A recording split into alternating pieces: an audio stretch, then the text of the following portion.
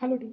So இன்றைக்கி பார்த்தீங்க அப்படின்னா நிஃப்டியோட போஸ்ட் மார்க்கெட் அனாலிசிஸ், அதாவது ஃபிப் 12-13ஓட post market analysis and Feb 14ஓட இம்பார்ட்டன்ட் லெவல்ஸில் என்ன இருக்குது அப்படிங்கிறத பற்றி டீட்டெயிலாக டிஸ்கஸ் பண்ணுவோம். மார்க்கெட் பார்த்தீங்க அப்படின்னா ஃபிப் 12லேருந்து ஆரம்பிக்கலாம். ஸோ எனக்கு வந்துட்டு மார்க்கெட் ஒரு பேங்க் நிஃப்டிலையும் சரி நிஃப்டிலையும் சரி ஃபிப் 12 பார்த்தீங்க அப்படின்னா எனக்கு ஒரு நல்ல ஷார்ட் ஆப்பர்ச்சுனிட்டி கிடச்சிது. ஏன் அப்படின்னா ஒரு நல்ல ரிஜெக்ஷன். இந்த ஏரியாவில் ஒரு நல்ல ரிஜெக்ஷன் வந்திருக்கு ஓப்பனிங்லேயே. ஸோ அதுலேருந்து மார்க்கெட் நல்லா ஃபால் கொடுத்துருக்கு. ஓகே, ஸோ விச் மீன்ஸ் என்னென்னா எனக்கு மார்க்கெட் இந்த ஃப்ளாட் ஓப்பன் கொடுத்ததுனால இந்த ரேஞ்சுக்குள்ளே ஃபஸ்ட்டு கன்ஃபர்மேஷன். ஸோ ஃபஸ்ட்லேருந்து போகலாம். ஸோ ஃபஸ்ட்டு கன்ஃபர்மேஷன் என்னோட ஜோனை மார்க்கெட் ரிஜெக்ட் பண்ணது ஃபஸ்ட் கன்ஃபர்மேஷன். ரெண்டாவது கன்ஃபர்மேஷன் என்ன அப்படின்னு பார்த்தீங்கன்னா ப்ரீவியஸ் டேவோட ரேஞ்சுக்குள்ளே ஓப்பன் ஆகுது. ஓகே, ப்ரீவியஸ் டேவோட ரேஞ்சில் ஓப்பன் ஆகுது, விச் மீன்ஸ் ப்ரீவியஸ் டேவோட ரேஞ்சுக்குள்ளே ட்ரேட் ஆகும். ப்ரீவியஸ் டேவோட ரேஞ்ச் பார்த்தீங்க அப்படின்னா கீழே இருக்குது. ஓகே, அந்த ஃப்ளாட் ஓப்பனுக்கு கீழே இருக்குது. அப்படின்னா என்ன அர்த்தம்? மார்க்கெட் கீழே வரும் அப்படின்னு அர்த்தம். விச் மீன்ஸ் ஒரு ஷார்ட் என்ட்ரிக்கு chances are very very high அப்படின்னு அர்த்தம். மூணாவது விஷயம் என்ன அப்படின்னு பார்த்தீங்கன்னா சிபிஆருக்கு வெளியில் மார்க்கெட் ஓப்பன் ஆயிருக்கும். சிபிஆருக்கு வெளியில் மார்க்கெட் ஓப்பன் ஆயிருக்கா? ஸோ விச் மீன்ஸ் சிபிஆர் வந்துட்டு ஒரு மேக்னெட்டிக் எஃபர்ட். ஸோ அதனால் திரும்ப சிபிஆரை நோக்கி மார்க்கெட் தள்ளும். ஸோ எனக்கு மூணாவது கன்ஃபர்மேஷன் அங்கே தான் கிடச்சிது. நாலாவது கன்ஃபர்மேஷன் இது அப்படின்னு பார்த்தீங்கன்னா ஒரு ஸ்ட்ராங்கான ஜோன். ஸோ இந்த ஸ்ட்ராங்கான ஜோனை மார்க்கெட் பார்த்தீங்க அப்படின்னா இந்த ரெட் கேண்டில் பிரேக் பண்ணுது. இந்த க்ரீன் ஜோன் வந்துட்டு ரொம்ப ஸ்ட்ராங்கான ஏரியா. இதை வந்துட்டு பிரேக் பண்ணும்போது என்னாச்சு அப்படின்னா I have a full control. So அதனால் நான் வந்துட்டு செல் என்ட்ரி ஈஸியாக எடுத்துட்டேன். ஓகே, ஸோ இதுதான் வந்துட்டு ஃபிப் 12ல் நான் எடுத்த என்ட்ரி. பட் ஒரு ஷார்ட் என்ட்ரிக்கு அப்புறம் நான் ஒரு லாங் என்ட்ரி எடுக்க மாட்டேன். ஓகே, ஏன்னா நம்ம வந்துட்டு பார்த்தீங்க அப்படின்னா நம்மளோட மைண்ட் செட் என்னவாக இருக்கும்னா அதில் வந்து அதே ப்ராஃபிட் தான் திரும்பவும் வரணும் அப்படிங்கிற மைண்ட் செட் இருக்கும். நான் ஒரு என்ட்ரி எடுத்துட்டேன் அப்படின்னா அடுத்த என்ட்ரி ஒரு ஸ்கேல்பிங்காக தான் இருக்கும். ஓகே, இதே நம்ம எஸ்எல் ஹிட் ஆகி மார்க்கெட்டை திருப்புறோம், அதாவது மார்க்கெட் திரும்பும் போது நம்மளோட என்ட்ரிஸை திருப்புறோம் அப்படின்னா அது வேறு மாதிரியான கேட்டகரியாக இருக்கும். அதாவது ஃபார் எக்ஸாம்பிள் சொல்கிறேன், இப்போ நான் இந்த இடத்துல நிறைய லாட் போட்டு என்ட்ரி எடுத்துட்டேன். ஓகே, திரும்ப மார்க்கெட் இந்த இடத்துல திரும்புது அப்படின்னா நான் வந்துட்டு இந்த இடத்துல 100 லாட் போட்டிருக்கேன் அப்படின்னா இந்த இடத்துல 50 தான் போடுவேன். எக்ஸாம்பிள் இந்த இடத்துல 50 தான் போடுவேன். ஏன்னா இதே அளவுக்கு மார்க்கெட் ரெக்கவர் ஆகிலாம் மேலே போகாது. ஓகே, பேங்க் நிஃப்டியை பொறுத்த வரைக்கும் மட்டும் இதே ரெக்கவர் நமக்கு கிடைக்காது. ஸோ அதனால் திரும்ப பண்ணும்போது ஒரு ஸ்கேல்பிங் தான் பண்ணணும். ஓகே, ஸோ இன்றைக்கி நீங்கள் கற்றுக்கிற பாயிண்ட். ஓகே, ஸோ ஃபிப் 12 பார்த்தீங்க அப்படின்னா ஒரு ஷார்ட் என்ட்ரி எடுத்தேன். இதே ஃபிப் 13 அப்படியே ஆப்போசிட்டாக எனக்கு ஒரு லாங் ஆப்பர்ச்சுனிட்டி கிடச்சிது. ஆனால் லாங் ஆப்பர்ச்சுனிட்டி எனக்கு எப்போ கிடச்சிது அப்படின்னு பார்த்தீங்கன்னா மார்க்கெட் ஓப்பன் ஆகி ஒரு 20 மினிட்ஸ்க்கு அப்புறம் தான் லாங் ஆப்பர்ச்சுனிட்டி எனக்கு கிடச்சிது. ஓகே, ஃபார் எக்ஸாம்பிள் ஏன் அது கிடச்சிது அப்படின்னா மார்க்கெட் ஆல்ரெடி பார்த்தீங்கன்னா இந்த இடத்துல ஓப்பன் ஆயிருக்கா. ஸோ இந்த இடத்துல ஓப்பன் ஆகி மார்க்கெட் கீழே வந்துட்டு இருக்கு. எனிவே கீழே வந்தால் கூட இந்த க்ரீன் கேண்டில் இந்த ரெட் கேண்டில் பாருங்கள் ஒரு நல்ல ப்ரெஷர், அதாவது செல்லிங் ப்ரெஷர் வந்திருக்கு. ஐ மீன் பையிங் ப்ரெஷர் வந்திருக்கு. இந்த இடத்துல பையிங் ப்ரெஷர் வந்திருக்கு. அதே மாதிரி இந்த ரெட் கேண்டிலுக்கு அப்புறமா அடுத்த கேண்டில் ரெட் கேண்டிலாக வந்திருந்தது அப்படின்னா அது கீழே க்ளோஸ் ஆகிருந்தது அப்படின்னா கண்டிப்பாக நான் ஒரு ஷார்ட் என்ட்ரி தான் போயிருப்பேன். பட் எனக்கு அந்த மாதிரி போகல. ப்ளஸ் எனக்கு பார்த்திங்க அப்படின்னா பேங்க் நிஃப்டியில் எனக்கு லாங் ஆப்பர்ச்சுனிட்டி கிடச்சிது இன்றைக்கி ஃபிப் 13 அன்றைக்கி. ஸோ அதனால் நிஃப்டியில் நான் அவ்வளோ சீக்கிரம் ஒரு ஷார்ட் என்ட்ரி போயிட மாட்டேன். ஓகே, அதே மாதிரி இந்த ஜோன் வந்துட்டு இம்பார்ட்டண்ட்.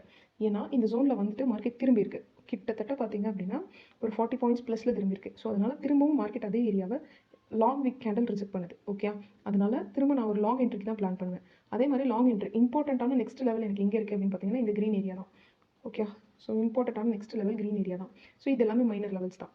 அதனால் நான் இதை பற்றி ஒன்றும் ஒரி பண்ணாமல் லாங் என்ட்ரி எடுத்துட்டேன். ஏன்னா பேங்க் நிஃப்டியுமே எனக்கு ஒரு லாங் ஆப்பர்ச்சுனிட்டி கொடுத்தது. மூணாவது விஷயம் என்ன அப்படின்னு பார்த்தீங்கன்னா சிபிஆர். ஓகே, ஸோ ரிஜெக்ட் பண்ணிவிட்டு மார்க்கெட் வந்துட்டு சிபிஆரை நோக்கிட்டு போகுது.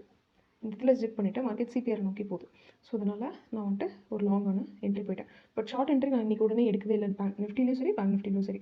பிகாஸ் ஒரு என்ட்ரி எடுத்துட்டேன் அப்படின்னா நெக்ஸ்ட் என்ட்ரி பார்த்திங்க அப்படின்னா நமக்கு ஃபேவராக இருக்கணும் அப்படிங்கிற மைண்ட் செட்டோட நம்ம ட்ரேட் பண்ண ஆரம்பிப்போம். ஓகே, ஸோ அதனால் குவான்டிட்டி நம்ம ரைஸ் பண்ண முடியாது. ஃபைன். ஸோ அதனால் நான் இன்றைக்கி ஒரு என்ட்ரி தான் எடுத்தேன். இதுதான் வந்துட்டு கான்செப்ட். ப்ளஸ் பார்த்திங்க அப்படின்னா நான் ஜஸ்ட்டு எந்த லெவல்ஸையுமே நான் டிலீட் பண்ணவே இல்லை. ஈவன் இது பார்த்திங்கன்னா நான் வந்துட்டு தமிழுக்காக போட்ட கமெண்ட்டு ஃபிப் 12ல் பார்த்திங்கன்னா நான் இந்த வீடியோ போட்டிருப்பேன். அதாவது ஃபிப் 12னா ஃபிப் 11 அன்றைக்கி பார்த்திங்கன்னா தெரியும். ஃபிப் 11 அன்றைக்கி போஸ்ட் மார்க்கெட் அனாலிசிஸ் பார்த்திங்கன்னா தெரியும். இதே லெவல்ஸ் தான் இருக்கும். ஸோ இந்த லெவல்ஸில் தான் மார்க்கெட் வந்தது அப்படின்னா எப்படி ரியாக்ட் பண்ணணும் அப்படிங்கிறத பற்றி நான் இன்னும் டீட்டெயில்டான வீடியோவில் சொல்கிறேன். பட் இம்பார்ட்டண்ட்டான லெவல் இதுதான். எதுக்காக இந்த லெவல் அப்படின்னு பார்த்தீங்கன்னா நீங்கள் இந்த வீடியோவை பார்த்தீங்கன்னாலே தெரியும். இந்த இமேஜஸ்லாம் பார்த்தீங்கன்னா தெரியும். ஒன்று இந்த ஏரியாவுக்கு வந்தால் மார்க்கெட் அதை வந்துட்டு ரிஜெக்ட் பண்ணணும். அதாவது ரிஜெக்ட் பண்ணிட்டு வேறு டேரக்ஷனில் போகும். ஆர் இதை கட் பண்ணிவிட்டு அடுத்த லெவலை ரியாக்ட் பண்ணுறதுக்கு ட்ரை பண்ணிகிட்ருக்கோம். ஸோ இதுதான் கான்செப்ட். ஃபார் எக்ஸாம்பிள் நாளைக்கு மார்க்கெட் எப்படி வேணால் ஓப்பன் ஆகலாம். பட் குளோபல் மார்க்கெட் வந்துட்டு கேப் டவுன் ஆகி ட்ரேட் ஆகிட்டு இருக்கு. ஃபார் எக்ஸாம்பிள் மார்க்கெட் இந்த இடத்துல இந்த ஏரியாவுக்கு கீழே வந்துட்டு கேப் டவுன் கொடுத்து ஓப்பன் ஆகுதுன்னு வச்சுக்கோங்களேன். என்னோட கான்ஃபிடன்ஸ் எப்படி இருக்கும் அப்படின்னா ஒரு நல்ல வைடான ப்ரீவியஸ் டே ரேஞ்ச் இருக்கு இல்லையா, ஸோ இந்த ரேஞ்சுக்குள்ளே தான் ஓப்பன் ஆகுது அப்படின்னு வச்சுக்கோங்க. ஸோ திரும்ப நான் என்ன பண்ணுவேன் அப்படின்னா, என்னோட இம்பார்ட்டன்ட் லெவல் இந்த இடத்துல தான் இருக்குது. ஓகே, அதே மாதிரி இங்கே ஒரு ஜோன் இருக்கா, ஸோ அதனால நான் ஷார்ட் என்ட்ரி இருக்கிறதுக்கு பிளான் பண்ணுவேன். அதே மாதிரி என்னோட சிபிஆர் வந்துட்டு மேலே இருக்கா இல்லை கீழே இருக்கா அப்படிங்கிறத பார்ப்பேன். ஏன்னா மார்க்கெட் பார்த்தீங்க அப்படின்னா சிபிஆருக்கு வெளியில் இருந்தால் அதுக்கு நோக்கி எல்லா டைமும் இல்லை, பட் சர்டன் டைம். ஓகே, இப்போ மார்க்கெட் இந்த இடத்துல சிபிஆர் இருக்குன்னு வச்சுக்கோங்களேன். ஸோ இந்த இடத்துல இருக்குது சிபிஆர், இந்த இடத்துல உங்களோட இந்த க்ரீன் கலர் ஜோனும் இருக்குது. மார்க்கெட் பார்த்தீங்கன்னா இந்த இடத்துல இருக்குது அப்படின்னா இது வரைக்கும் வந்ததுக்கப்புறமா மார்க்கெட்டை ரிஜெக்ட் பண்ணுதா அப்படின்னு சொல்லி நான் பார்ப்பேன். ஓகே, ஸோ மார்க்கெட் ரிஜெக்ட் பண்ணிடுச்சு அப்படின்னா திரும்ப நான் ஒரு செல் என்ட்ரி இருக்கிறதுக்கு புஷ் பண்ணுவேன்.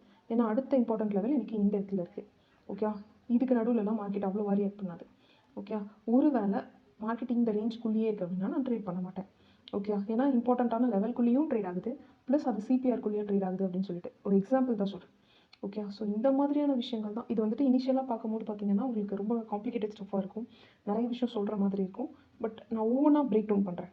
ஓகே, ஸோ இந்த வீடியோவை விட நாளைக்கு போடுற வீடியோ பார்த்தீங்கன்னா இன்னும் கிறிஸ்பாக, ப்ளஸ் என்னோட முடிஞ்சால் நான் லைவ் மார்க்கெட்டில் அப்டேட் பண்ணுறேன். அதாவது லைவ் மார்க்கெட் ட்ரேட் பண்ணி உங்களுக்கு வந்துட்டு எந்த இடத்துல என்ட்ரி, எந்த இடத்துல எக்ஸிட், இது எல்லாத்தையுமே நான் அப்டேட் பண்ணுறேன்.